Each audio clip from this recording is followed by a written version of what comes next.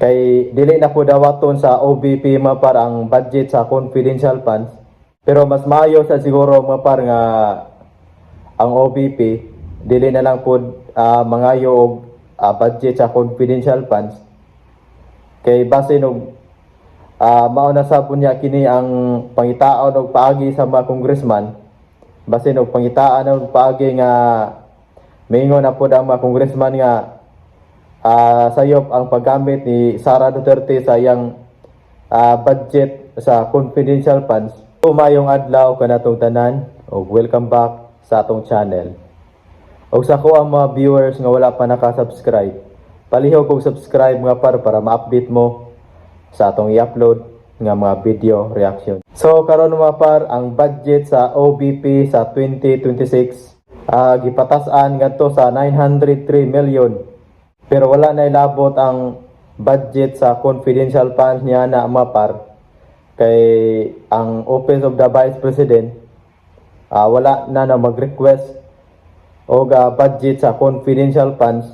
Kay dili na po dawaton sa OBP mapar ang budget sa confidential funds.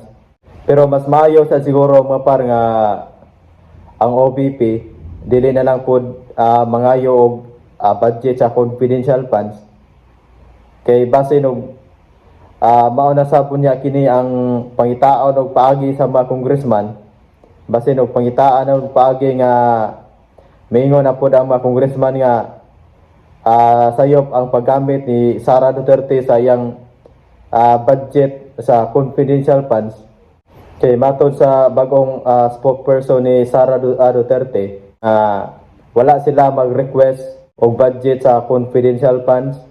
Ang ilang gi-request mao na lang ang budget sa 2026. O wala na ilabot niya na mapar ang budget sa confidential funds. Kung naaman gani kuno'y budget ang confidential funds nga ihatag ato sa OBP, dili kini dawaton sa Office of the Vice President.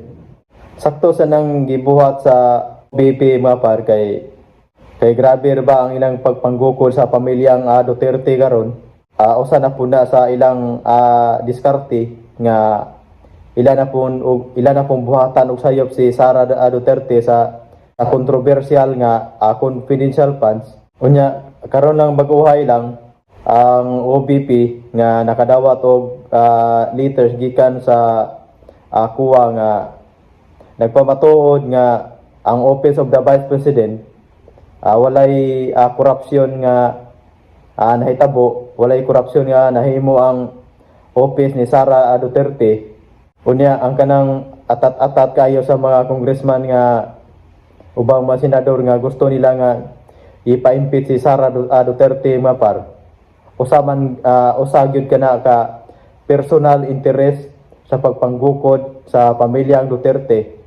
Kay gusto siguro nila mapar nga ang pamilyang Duterte ilang awagtangon sa mapa sa politika, maong ilan ang ipangitarog paagi nga mabati o masuko ang mga tao sa pamilya Duterte mapar.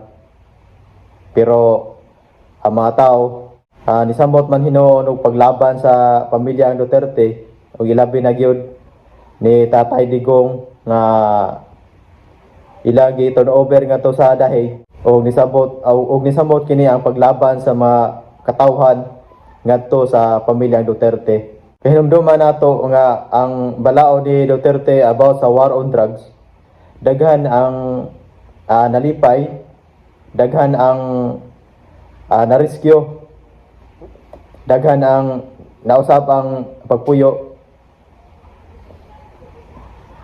daghan ang pamilya nga nag-uli